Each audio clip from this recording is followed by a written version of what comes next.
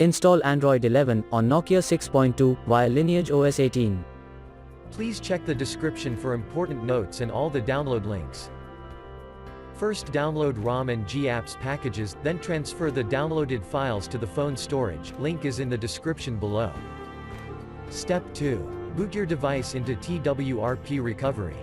Once in TWRP, click on Wipe, Advanced Wipe, and select the check boxes, as shown in the image, excluding internal storage.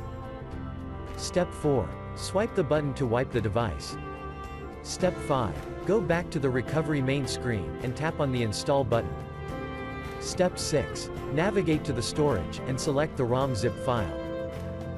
Step 7. Finally, swipe the button on the screen, to install ROM file. Step 8. Flash the GApps zip package, in the same manner. Step 9.